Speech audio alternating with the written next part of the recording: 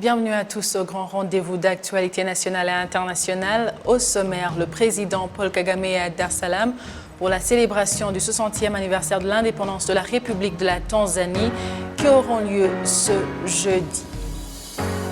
La Suède a ce mercredi accordé au Rwanda une aide de 8,9 milliards de francs rwandais qui, pendant une période de 6 ans, serviront à financer des activités de lutte contre les effets de changement climatique en province de l'Est. La Fondation Imbuto va offrir 10 millions de francs rwandais à chacun des 4 projets de la jeunesse à travers un programme de cette fondation appelé iAccelerate.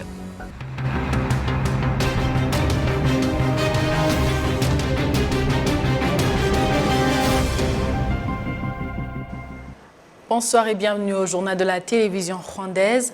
Le président Paul Kagame est à Dar es Salaam pour la célébration du 60e anniversaire de l'indépendance de la République de la Tanzanie qui aura lieu ce jeudi. Il a été reçu par le ministre tanzanien des Affaires constitutionnelles et juridiques, le professeur Palagamba John Kabudi. Il s'agit de la première visite du président Paul Kagame en Tanzanie depuis que Samia Suluhu Hassan est devenue présidente de la République de la Tanzanie après que feu John Pombe Magufuli ait rendu son âme. La Suède a ce mercredi accordé au Rwanda une aide de 8,9 milliards de francs rwandais qui, pendant une période de 6 ans, serviront à financer des activités de lutte contre les effets de changement climatique en province de l'Est. Kassim Youssouf nous fait le point. Ces accords ont été signés côté rwandais par le ministre des Finances et de la Planification économique, le Dr Uziel Ndagijimana, et par l'ambassadrice de Suède au Rwanda, Madame Johanna Tig. Ces activités concernent notamment 35 espaces protégés, le reboisement de 40 km au bord des routes, 400 km sur la terre ferme et au bord des rivières et lacs, et des arbres mélangés d'autres cultures seront plantés sur une superficie de 8000 hectares de champs des paysans. L'objectif est de trouver des solutions durables pour la préservation de la biodiversité et promouvoir l'organisation fondée sur la préservation de l'environnement. C'est une organisation visant la conjugaison des efforts en tant que différents organes dont les instances de base, le gouvernement, les universités, le secteur privé et autres. Le ministre des Finances et de la Planification économique, le Dr Uziel Ndagijimana, estime que ces activités vont contribuer à ce que le Rwanda puisse atteindre l'objectif qu'il s'est fixé d'être un pays qui résiste au changement climatique pas plus tard que 2050. Ce projet vient nous appuyer dans nos programmes de préservation de l'environnement et de la lutte contre le changement climatique. Et il s'agit d'un programme essentiel qui s'inscrit dans le programme national de 7 ans où nous considérons en priorité la biodiversité, s'occuper de tous les espaces en général. C'est dans la vision 2050 d'être un pays ayant réduit l'émission de carbone et qui résiste au changement climatique. Le Rwanda a besoin de 11 milliards de dollars américains pour réduire la pollution à hauteur de 38% à l'horizon 2050. Le président de la Cour suprême, Dr Nezidia Faustin, indique que depuis 2015, 50 juges et greffiers ont été poursuivis pour corruption et d'autres ont été radiés de la profession. Cette action a été menée en vue de lutter plus efficacement contre la corruption dans le système judiciaire.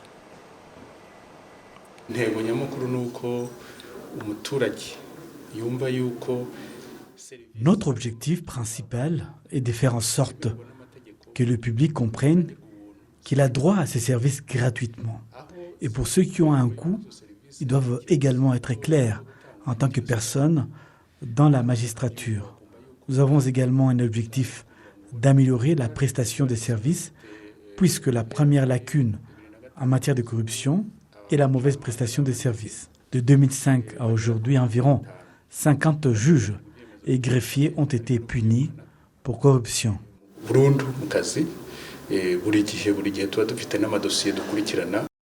L'ombudsman Nilele Madeleine estime que les instances Étatiques et privés devraient améliorer la qualité de services fournis au public car la plupart des cas, ce sont les lenteurs administratives qui poussent certains vers la corruption.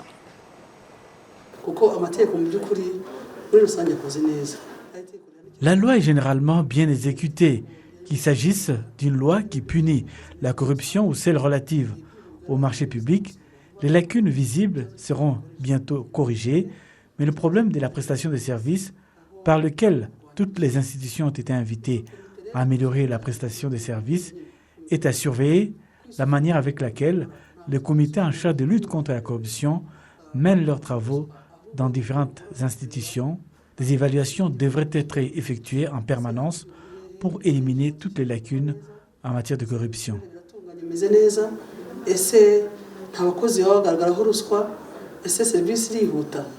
Voici en substance l'essentiel des échanges qui se déroulent dans le cadre de la semaine consacrée à la justice comme thème « La justice en tête dans la campagne visant à éradiquer la corruption ». Parlant de la sécurité, le ministre de la Défense, le général-major Albert Molassila, s'est adressé aujourd'hui à la conférence ministérielle des Nations Unies pour le maintien de la paix, une conférence tenue virtuellement à Séoul en Corée. Le général Molassila a indiqué que le Rwanda continuera d'innover dans le maintien de la paix, y compris les accords de Kigali sur la protection des civils, tels que adoptés par les 55 États membres. Il en a outre assuré la détermination du Rwanda d'œuvrer pour la paix et la stabilité internationale afin d'encourager les initiatives numériques et médicales dans les missions de maintien de la paix. Cette conférence ministérielle des Nations Unies a pour objectif de renforcer les opérations de maintien de la paix. Le Rwanda est classé 4e au niveau mondial dans la participation des opérations de maintien de la paix et est réputé exemplaire dans ces opérations. La Fondation Imbuto va offrir 10 millions de francs rwandais à chacun des 4 projets de la jeunesse à travers un programme de cette fondation appelé iAccelerate. Le récit suivant nous en dit plus. Ce mercredi, la Fondation Imbuto a officiellement lancé la 4e phase de la compétition du programme iAccelerator, qui rassemble les jeunes ayant des projets créatifs qui relèvent les défis de la jeunesse liés à la santé reproductive et mentale. L'adjointe de la directrice générale de la Fondation Imbuto, Madame Géraldine Moutessi, souligne que l'un des principes fondamentaux de cette fondation est l'inclusion de tout le monde. Niba umuntu afite ubumuga ntabwo ari uko adashoboye ntabwo ari uko atamenya. Si une personne est en situation de handicap, cela ne veut pas dire qu'elle est dépourvue d'intelligence ou de diverses capacités. C'est juste que cette catégorie de personnes n'est pas suffisamment informée sur la santé reproductive et mentale. Et comme la Fondation Imbuto observe tout au point de vue familial, nous avons réalisé qu'il est primordial que certaines familles changent de mentalité en ce qui concerne la santé reproductive et mentale. C'est ainsi que les objectifs de nos programmes et relatifs seront réalisés.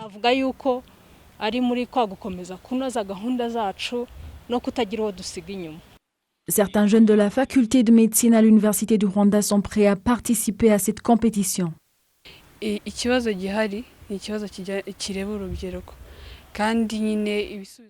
Le problème qu'il y a actuellement concerne la jeunesse et il est de notre responsabilité de relever les défis existants. Raison pour laquelle nous avons décidé de participer à cette compétition parce qu'en fin de compte, il est question de notre pays et la jeunesse, c'est l'avenir du pays.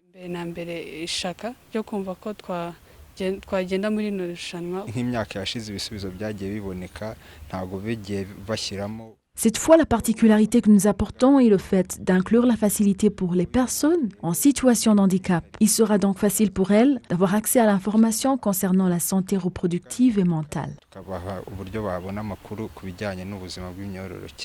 Kilanezo Anege Christelle est l'une des gagnantes du 2e tour de la compétition iAccelerator en 2019. Elle dit que la confiance en soi est l'un des moyens de relever les défis de la jeunesse.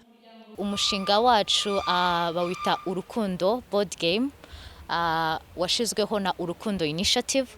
Notre projet est Urukundo Board Game. Il a été introduit par l'initiative Urukundo. Notre approche est basée sur l'éducation autour de la santé reproductive. Il y a des cartes de jeux de questions-réponses permettant aux parents d'aborder le sujet de santé reproductive avec leurs enfants sans peur ni honte. J'encourage les autres jeunes à se faire confiance en matière de créativité et surtout à approcher les personnes qui peuvent les guider dans le même cadre. La Fondation Imbuto se dit satisfaite de la façon dont les jeunes montrent leur volonté de résoudre leurs propres problèmes à travers le programme iAccelerator qui a reçu plus de 5000 projets au cours des 3 dernières phases de compétition. Pour cette 4e phase, l'inscription prendra 1 mois et les 4 projets sélectionnés seront annoncés en janvier 2022 et chacun va bénéficier d'une somme de 10 millions de francs rwandais. Les habitants du district de Nyagatare en province de l'Est indiquent trouver satisfaction dans le service de santé que leur accorde l'hôpital de Gatunda. Ils affirment que sa proximité les a délivrés de longs trajets qu'ils effectuaient pour aller se faire soigner ailleurs et expriment leur gratitude au président de la République qui leur a offert. Kassim Youssouf. Les habitants des secteurs de Gatunda, Karama, Kiombe, Rukomo, Mimori et Mukama en district de Nyagatare sont particulièrement les bénéficiaires des services de santé qu'octroie l'hôpital de Gatunda, dont les travaux de construction ont été achevés au mois de mai 2020 et inaugurés le 4 juillet de cette année. Cela fait 1 année et 5 mois que les habitants de ces secteurs ont accès à ces services de santé où, dans leurs témoignages, ils soulignent la peine à laquelle ils étaient soumis pour trouver ailleurs où se faire soigner avant que cet hôpital leur soit construit. Ils sont maintenant heureux d'en être soulagés et expriment leur reconnaissance au président de la République, Paul Kagame, qui leur a offert cet hôpital. Cet hôpital de Rwebare est venu au moment opportun. Nous étions dans la peine et ne savions pas quoi faire parce que nous étions obligés d'effectuer des longues distances pour aller se faire soigner ailleurs. Mais nous avons eu la chance que Son Excellence, le président de la République, nous a offert cet hôpital de Rwebare qui nous est très utile. Nous remercions également les médecins pour leur octroi de services de qualité et qui ne nous abandonnent pas.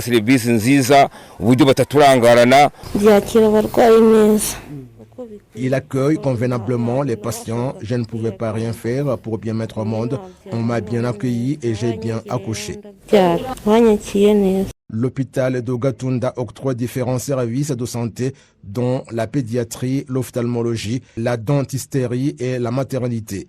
La direction de cet hôpital indique que le nombre de patients pris en charge n'est pas encore supérieur à la capacité d'accueil de l'hôpital et que le nombre de médecins a augmenté.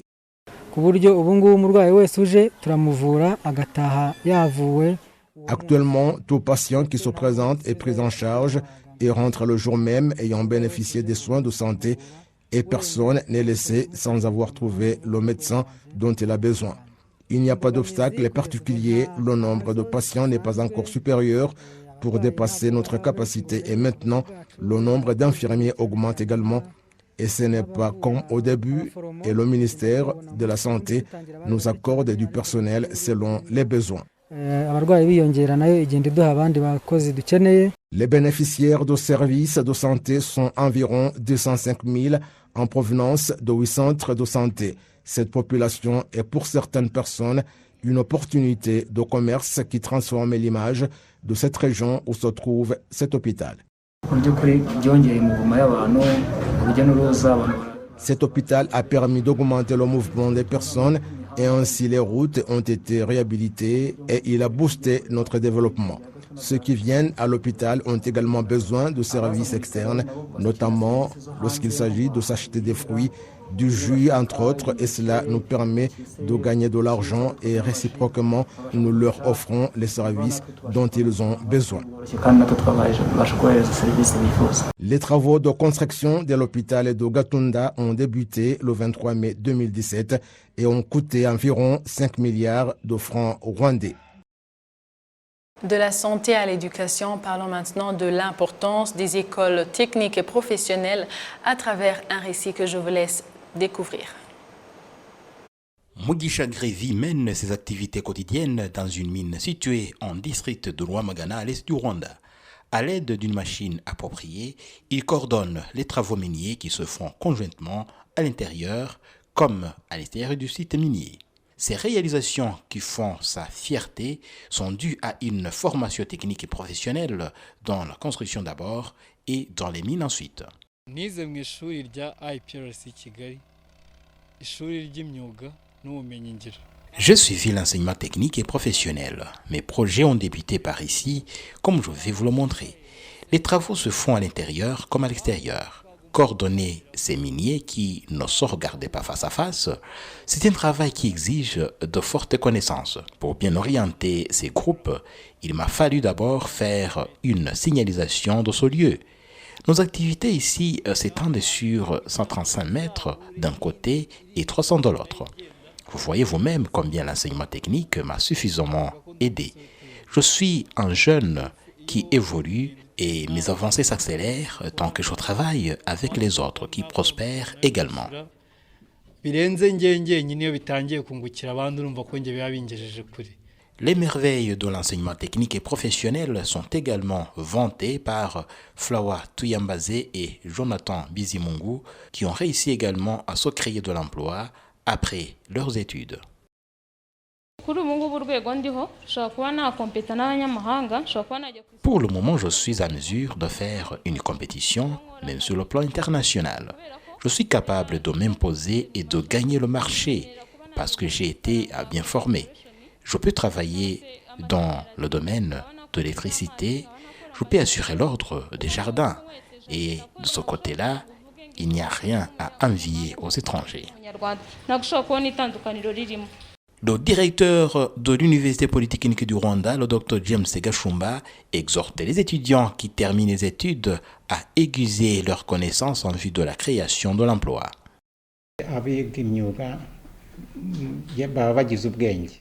Ceux qui suivent l'enseignement professionnel en sortent bien édifiés. On ne peut plus continuer à miser sur la recherche de l'emploi, mais celui qui a suivi une formation professionnelle ne peut jamais manquer quoi faire.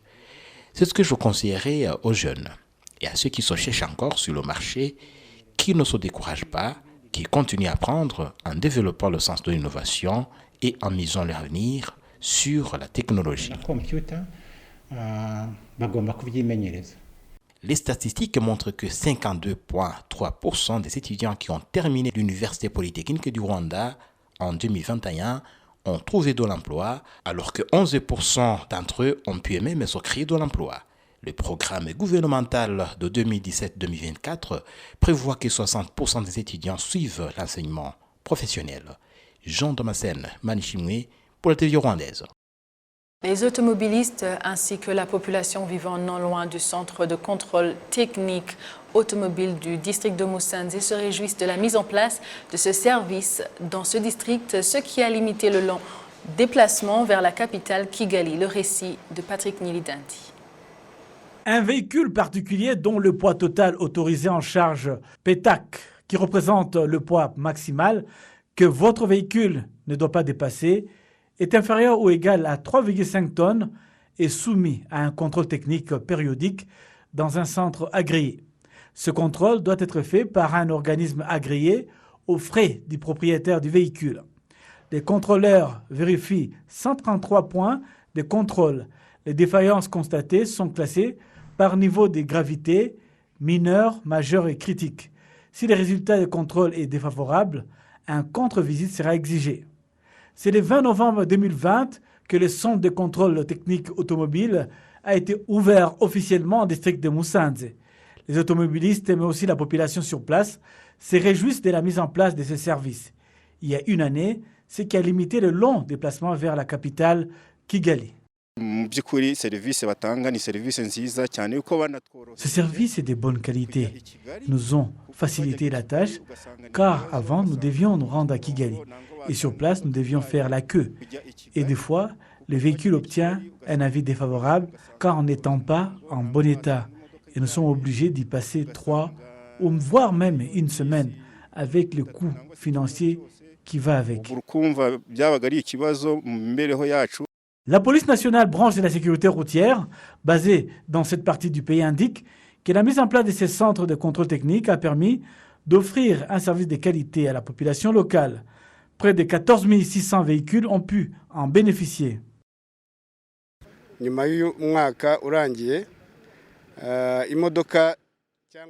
Une année seulement après la mise en place de ces centres, 14 600 véhicules ont pu bénéficier de ces services. Et nous pensons que ces centres sont utilitaires et a offert les services que cette population attendait de lui. Et puis, avant, il devrait réaliser le long voyage vers Kigali. L'officier de police est également revenu sur quelques défis rencontrés dans l'accomplissement de leurs tâches, notamment le manque d'expertise nécessaire des mécaniciens sur place, les manques d'équipements pour l'entretien et la réparation de ces véhicules. L'ouverture de ces centres à Musanze a coïncidé avec celui de Huye et de Rwamagana. Merci à vous tous qui avez choisi la télévision rwandaise pour vous informer. Au nom de toute l'équipe qui a réalisé ce journal, je vous souhaite de passer une agréable soirée. Vous étiez avec Amandine Dikouma Sabo. À la prochaine et d'ici là, portez-vous bien.